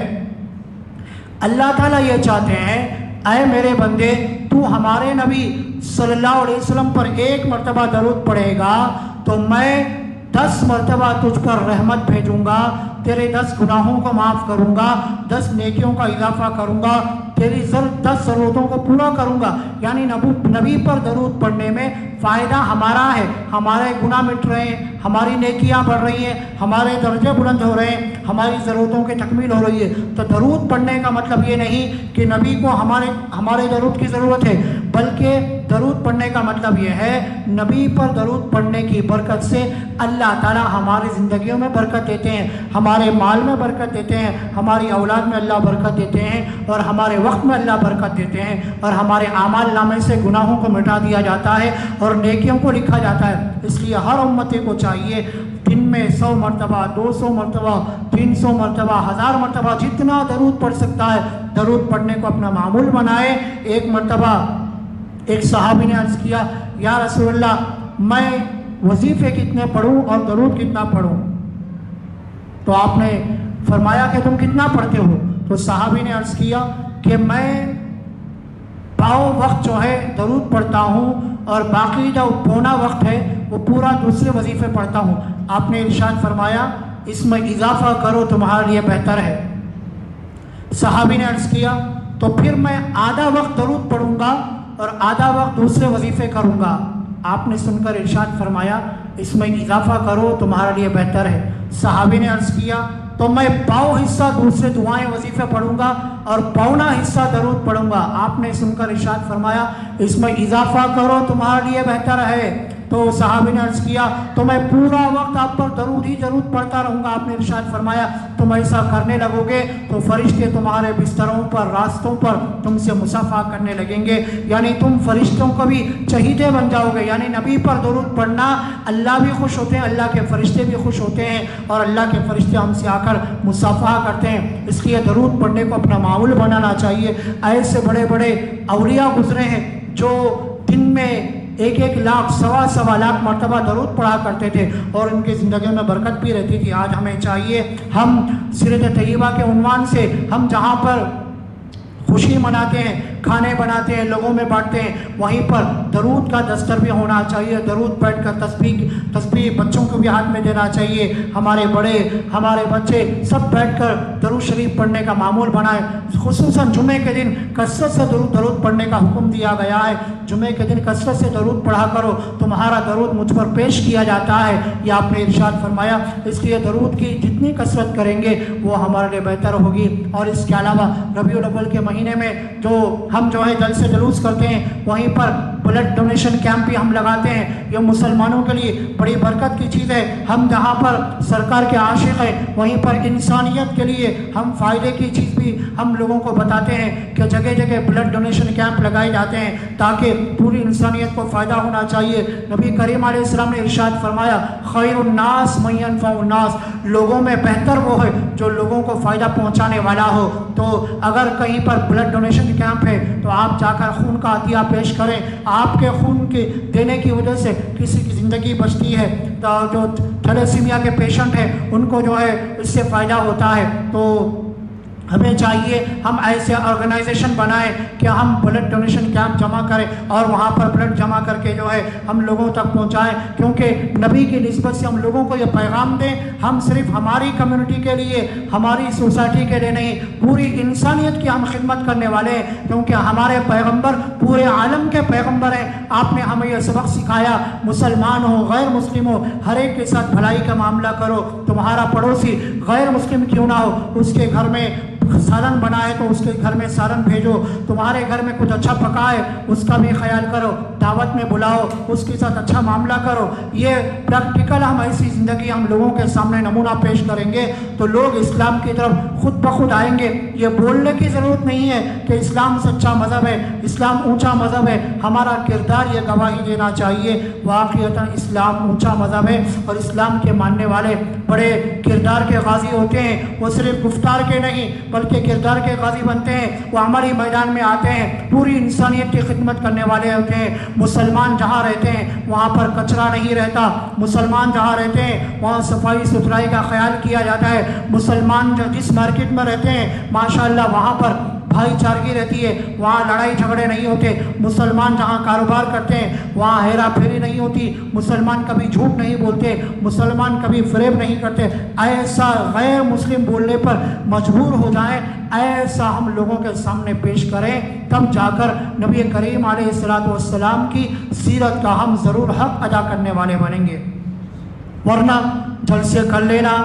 سیرت بیان کر لینا، سیرت کو سن لینا یہ بے شک ثواب کا کام ہے، لیکن جو فائدہ ہونا چاہیے اس فائدے سے ہم محروم ہو جائیں گے۔ اس لیے گزارش ہے اپنے گھروں میں، اپنی اولاد میں سیرت طیبہ کے عنوان سے کتابوں کو پڑھنے سننے کا معمول بنائیں، اور سیرت طیبہ کے عنوان سے جو ہے بیانات کو کرائے جائیں تاکہ نبی کریم علیہ السلام کی مبارک زندگی سب کے سامنے آئے۔ حضرات گرامی، سیرت طیبہ ایسا عنوان ہے کہ اس کو پورا حق ادا کرنا کسی کے بس کی بات نہیں، جتنا ہو سکتا ہے ہر بیان کرنے والا بیان کرتا ہے، سیرت کی کتابیں لکھنے والے کتابیں لکھتے ہیں، اور تاریخ لکھنے والے تاریخ دان تاریخ بیان کرتے ہیں، اور کوشش اس بات کی کرتے ہیں کہ کسی طرح جو ہے پورے سیرت طیبہ کا عنوان مکمل لوگوں کے سامنے آئے جتنا ہو سکا۔ الحمدللہ اس مسجد کے اندر آج ہم جمع ہوئے سیرت کی نسبت سے اور سرکار دو عالم صلی اللہ علیہ وسلم کی محبت میں ہم یہاں پر جمع ہوئے، تو ہمارا یہاں پر آنا بیٹھنا وقت لگانا یہ سارا کا سارا نبی کی محبت میں ہے اور نبی کے عشق میں ہوا، تو ہمارا وقت لگانا یہ عبادت ہے، اور اللہ تعالیٰ ضرور اس کا ثواب جو ہے ہمیں اور آپ کو ضرور عطا فرمائیں گے۔ حضرات گرامی،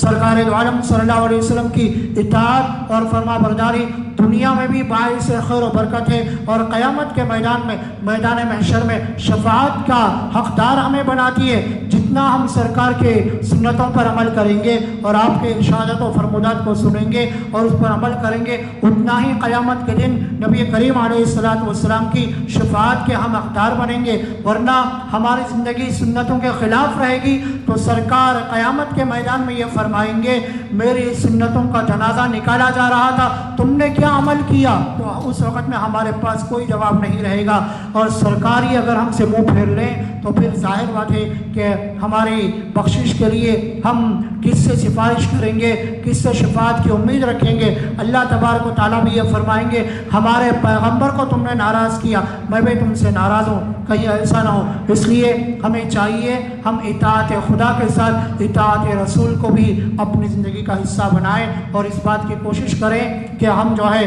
ہم ہر میدان میں، چاہے وہ نکاح ہو، شادی ہو، رسم و رواج ہو یا خوشی ہو، غم ہو، ہر حال میں نبی کریم علیہ السلام کے نقش قدم پر ان تمام چیزوں کو ہم جو ہے کرنے والے بنیں گے۔ اور ہمارے نوجوانوں کو جو ہے یہ جذبہ رکھنا چاہیے، ہم جو ہے ماحول کو بدلیں گے، ہم انشاءاللہ چینجز لائیں گے، ہم بغیر جہیز لیے دیے ہم نکاح کے لیے آمادہ ہوں گے، اور انشاءاللہ ہم جہیز کی رسم و رواج اور نکاح کے نام پر جو غلط قسم کے رسم و رواج ہیں ہم ان کو ختم کرنے کے لیے کوشش کریں گے۔ یہی سیرت کا پیغام ہے، اور یہی نبی کریم علیہ السلام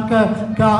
امتیوں کے نام پیغام ہے کہ میری اطاعت کرو، میری فرما برداری کرو، دنیا اور آخرت میں تمہیں کامیابی ملے گی۔ اللہ سے دعا ہے اللہ تبارک و تعالی ہمیں اور آپ کو نبی کریم علیہ السلام کے نقش قدم پر چلنے کی توفیق عطا فرمائے، آمین۔ وآخر دعوانا ان الحمدللہ رب العالمین۔ اب انشاءاللہ دعا ہوگی، آپ تمام حضرات سے گزارش ہے کہ درود شریف پڑھ لیں۔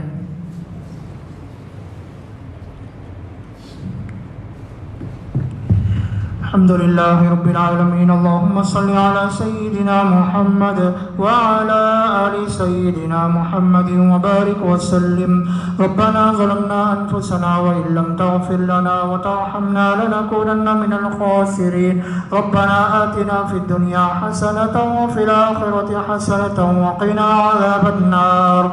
سمعنا وأطعنا غفرانك ربنا وإلیک المصیر۔ اللہم اغفر لنا وللمؤمنین والمؤمنات والمسلمین والمسلمات الأحياء منهم والأموات۔ اللهم احفظنا من كل بلاء الدنيا وعذاب الآخرة۔ پروردگار عالم ہمارے گناہوں کو معاف فرما، ہماری خطاؤں سے درگزر کا معاملہ فرما۔ ساری دنیا میں جہاں بھی مسلمان پریشان حال ہے یا اللہ ان تمام کی پریشانوں کو دور فرما، جو مقروض ہیں یا اللہ ان کے قرضوں کی ادائیگی کی شکل صورت مہیا فرما۔ یا اللہ تمام مسلمانوں کو دن دوگنی رات چوگنی ترقی کرنے کی توفیق عطا فرما، کاروبار میں تجارت میں خیر و برکت عطا فرما، آمدنی کے ذرائع کے اندر اضافہ عطا فرما۔ ہم تمام کو 5 وقت کی نماز جماعت سے مسجد میں پابندی سے روزانہ ادا کرتے رہنے کی توفیق عطا فرما۔ قرآن کریم کی تلاوت کرنے، قرآن کے لیے وقت نکالنے اور قرآن کو سمجھ کر پڑھنے کی توفیق عطا فرما۔ ہماری اولاد کو دینی اور دنیاوی دونوں تعلیم سے آراستہ کرنے کی توفیق عطا فرما۔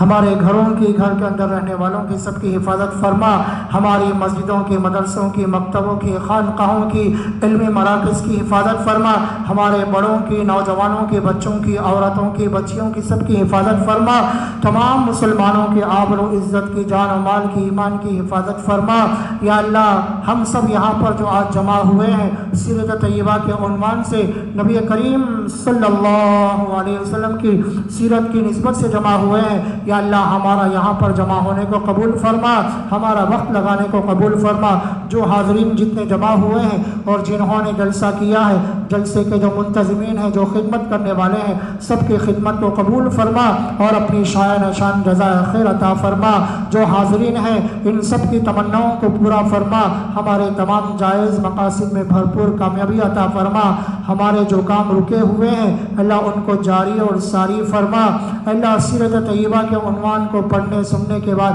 عملی میدان میں آگے بڑھنے کی توفیق عطا فرما، نبی کریم صلی اللہ علیہ وسلم کی سنتوں سے عشق و محبت پیدا کرنے کی توفیق عطا فرما، یا اللہ سرکار کے طریقے پر یا اللہ عمل کرنے کی توفیق عطا فرما، ہمارے تمام رسوم و رواج کو اسلامی شریعت کے مطابق بنانے کی توفیق عطا فرما، اے اللہ غیر اسلامی طریقوں تہواروں سے ہماری اور پورے امت مسلمہ کی حفاظت فرما، یا اللہ غزہ میں فلسطین میں جہاں مظلوم مسلمان ہیں اللہ ان تمام کی نصرت و مدد فرما، اللہ غیبی مدد فرما، ظالموں کو ظلم کی سزا عطا فرما، مظلوم مسلمانوں کی مدد فرما، اے اللہ اپنے فضل و کرم سے جو ہم نے مانگا وہ عطا فرما، جو نہیں مانگ سکے ہمارے حق میں بہتر ہے وہ بھی ہمیں عطا فرما، ہمارے والدین، ہمارے اساتذہ، ہماری اولاد میں، ہمارے رشتہ داروں میں، ہمارے چاہنے والوں میں جو بیمار ہیں ان تمام کو شفاء کلی عطا فرما، ہمارے والدین، ہمارے اساتذہ میں جو باحیات ہیں ان کے عمر میں برکت عطا فرما، جو دنیا سے پردہ کر چکے ہیں ان تمام کی مغفرت فرما، ہماری دعاؤں کو اپنے فضل و کرم سے نبی کریم علیہ الصلوۃ والسلام کے صدقہ طفیل میں قبول فرما، ربنا تقبل منا انك انت السميع العليم وتب علينا انك انت التواب الرحيم، صل وسلم وبارك على سيدنا وحبيبنا وشفيعنا ومولانا محمد وعلى آله وأصحابه وبارك وسلم تسليما كثيرا كثيرا، سبحان ربك رب العزة عما يصفون وسلام على المرسلين والحمد لله رب العالمين. سبحان الله وبحمده، سبحانك اللهم وبحمدك، نشهد أن لا إله إلا أنت، نستغفرك ونتوب إليك.